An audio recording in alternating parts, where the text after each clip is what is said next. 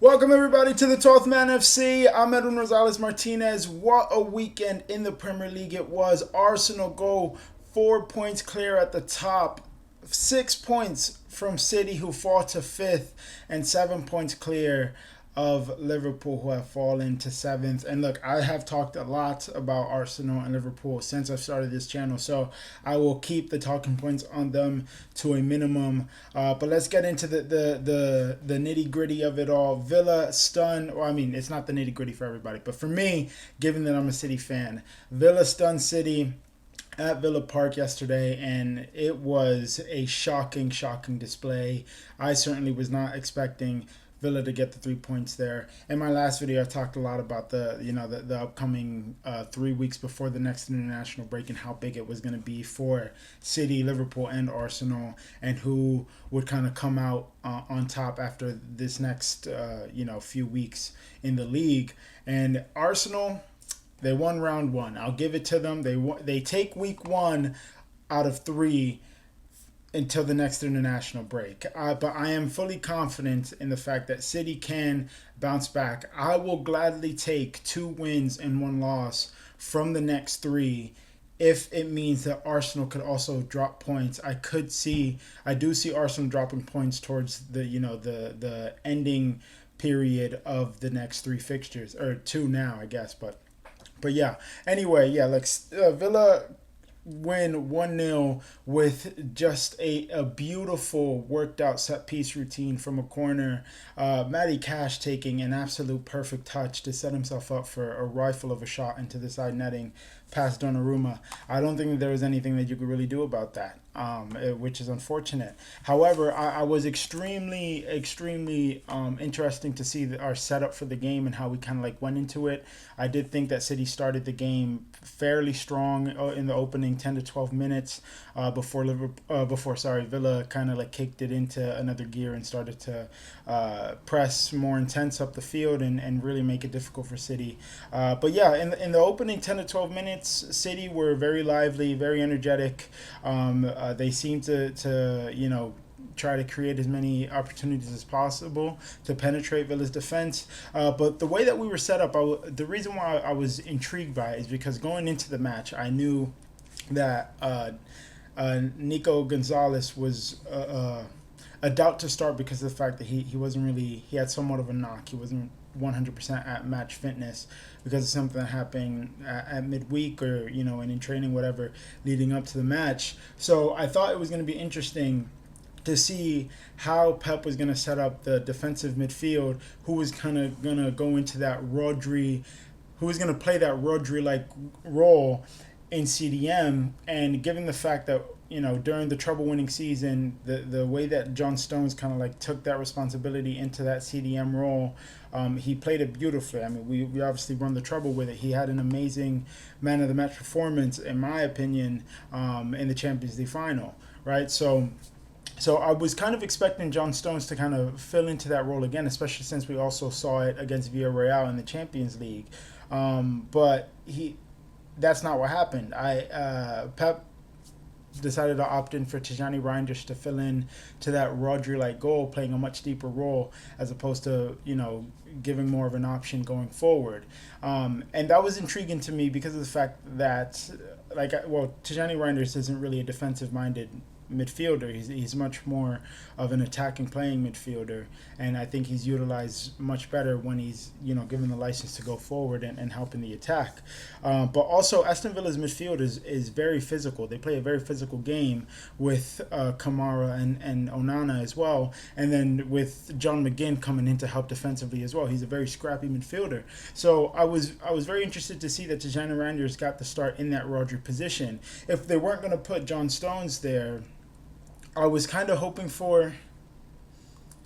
Actually, yeah, no, I feel like John Stones is probably the better option to go into that defensive midfield, and then you could bring on Nathan Ake to partner with Ruben Diaz in center back, or just have the center back pairing of Gvardiol and Ruben Diaz, and then maybe play Nathan Ake at left back or Nick O'Reilly at left back, who has been playing in that left back position for a good chunk of the season so far. So yeah, I feel like the tactical setup Pep got wrong because of how defensive, or sorry, how aggressive Aston Villa play, and I think that ultimately kind of like caught us out. And then also Aston Villa have a pretty big weakness in their fullback positions with Luka Digne and also Matty Cash. They leave those areas in behind them very vulnerable, and I thought that City were going to exploit that. I thought that Savinho was going to be used as, you know, the attacking player to run in behind and really make chances from the wing positions. And that didn't happen either. Matty Cash had Savio in his pocket the entire match. I thought that Savio played a pretty poor match, but if I remember correctly, I believe Savio played most if not all of the match, and Oscar Bob was switched out pretty early, which I felt was also another wrong decision. I thought Oscar Bob played a lot better than Savio did. Maybe he wasn't utilizing runs in behind, but I feel like he gave Luka Digne more of a problem than Savio gave Matty Cash. So, yeah. And then I guess the other really big thing, and I've said it before, is Erling Haaland. We are so reliant on him to get the goals, right? And for him to win us matches. And in one of my more recent videos, I asked whether or not that's sustainable. I said yes. I think it is, but I don't think you go on the entire season relying on that. I think that it's a temporary fix. It's sustainable for X amount of time, not for the entirety of a season. Because what happens when situations like yesterday come up, when Erling Haaland has a quiet match, when he's struggling to get into the match, when we're struggling to find him, who's going to step up? Where's the goal coming from? Who's the goal coming from? You know what I mean? And that's what City are lacking desperately right now. You know, I've also said it before as well. I think that we did a huge mistake in letting Julian Alvarez go. Yes, I know it was his decision because he wanted more playing time. He deserves a starting position, and I fully agree with that. And he went to Atletico Madrid, and now reports are saying that he feels like he made a mistake in going to Atletico Madrid and that he wants to get out of there as soon as possible. I highly doubt that him coming back to Man City is in the cards, but I implore, please, somebody make the right calls to get this man back to City. Please, he needs to start there. He needs to start at City. He needs to come back. I want him to come back and play, be the player that he was before he left for Atletico Madrid. I know that he could solve a lot of our attacking issues right now. I know that he could bag in the goals. I know it. It's just, how does he fit into the squad? With Marmoush, with Doku, with Savio, with Phil Foden, who plays in the wing sometimes. Like, I don't know, but I think he can alleviate a lot of the pressure that Haaland has right now in terms of being the all-out goal scorer, the sole goal scorer. So, yes, please, somebody at City, get Julian Alvarez back into my club, please. Please, I beg you. Anyway, I'll move on. We're now level on points with United after the same amount of matches played in the league. 9 matches played, United are level on points with us. I hate it here. What are we doing? Oh my gosh. It just sucks because I wasn't expecting any of this. United have snuck into the conversation now, in terms of, like, I guess competing for a title. I don't think that they're going to compete, but they're fighting for a European spot, most definitely. But I will say this to move on, moving on to United after their 4-2 win against Brighton, which came in dramatic fashion after being 3-0 up and then letting Brighton come back to make it 3-2. Very late into the game, the dying stages, and then they sealed the victory in stoppage time with Mbuemo. But yeah, the United have snuck into the conversation now. They've snuck into sixth spot for a European position, level on points with City. I will be honest. I think I could speak for everybody when I say that I had completely written Ruben Amorim off and his United side off completely, especially since he's been appointed and the way that the club has been moving since he's been at the club for nearly a year now.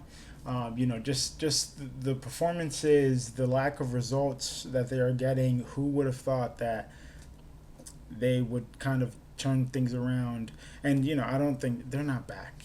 They still have loads of work to do, right? But it's steps in the right direction. They've now got 3 consecutive wins in a row under Ruben Amorim. There's momentum there that they could definitely ride off of. You can only improve from here. You would hope, right, that they can only improve from here. They've snuck into the conversation, as well as Tottenham. Getting that 3-0 win against Everton yesterday, as well as the last match, moving up to second place. I don't think anyone really expected that too, and no, I don't think that Tottenham have I don't think that they're really going to compete for the title either. I think that it's going to be between City and Arsenal and a third contender. With the way that Liverpool are playing right now, I kind of have a hard time seeing Liverpool being that third leg in the race.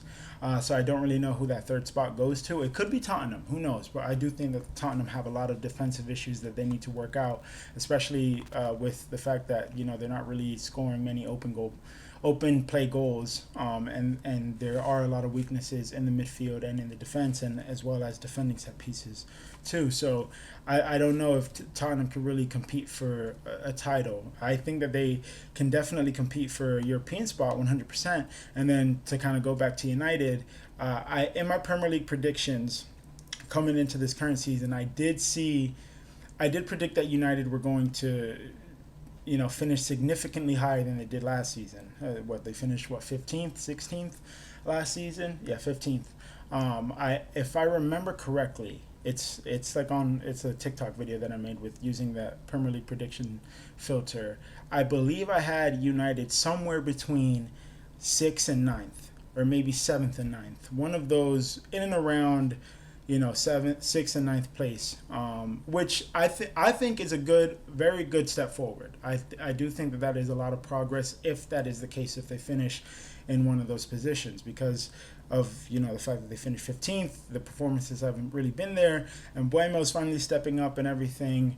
Cunha getting his first goal for the club as well. I think that's massive for him and everything. Bruno Fernandes played a much better game against Brighton than he has in a really long time, so I think there's a lot of room for them to improve, and that they can ride on the wave that they're on. So I do see them, finishing significantly higher than they did last season. I had, same thing with Tottenham as well. I think Thomas Frank is an amazing manager. Everything that we saw with him at Brentford, and all that. So I think, and the signings that they had this summer too, Kolo Muani and Xavi Simons, I think have been amazing additions to the club and everything. I just think that Thomas Frank has, some improvements to be made, and it's his first year, so that's going to take some time. But I do think that they can really, fight for a top 8 finish, if not top 6. So, yeah, we'll see.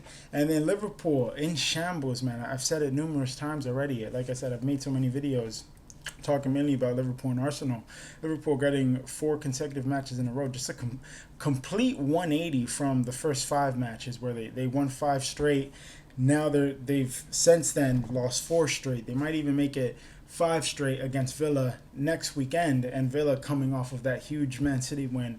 I said in my last video too, over the next run of fixtures before the international break, if City had won against Villa, for Villa to have to go and get a result against Liverpool, I think that was going to be a very tall ask, considering that they had to play City first. But they got over the City hurdle fairly easily. I can admit that.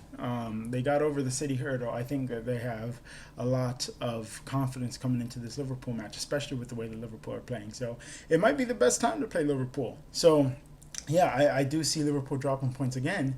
And then, when it comes to Arsenal, their next match against... sorry, I just have to completely double check. Their next match against Burnley, away to Turf Moor. Yeah, I think that that's going to be a tough match. I do think Turf Moor is definitely a difficult place to go to. Burnley also coming off of an amazing win against Wolves over the weekend as well. Going 2-0 up, and then completely letting it slip in the dying moments of the game till the dying moments of the game from 2-2 going 3-2 up in dramatic fashion. I think they have a lot to kind of like ride on as well. It's going up against the first place team. I think the players are always going to be up for that and everything. Not Villa. Arsenal have a tough match coming up ahead too. So I think this is time for City to assess and everything, and it's not necessarily just in our hand. Well, we have to focus on our fixtures, and we have to keep up with Arsenal. But I think that Arsenal are going to drop points before the international break, and if that is happening, City have to capitalize 100%. So yeah, Carabao Cup coming this midweek. I'm not really going to cover that too much. I do have my gaming channel featured on this channel. If you want to check it out, I'm doing a career mode with AFC Wrexham on EAFC 26. Definitely check that out. I'm going to be dropping episode 2 of that series either tonight or tomorrow morning. So stay tuned for that. I'll catch you guys on the next one. Peace out.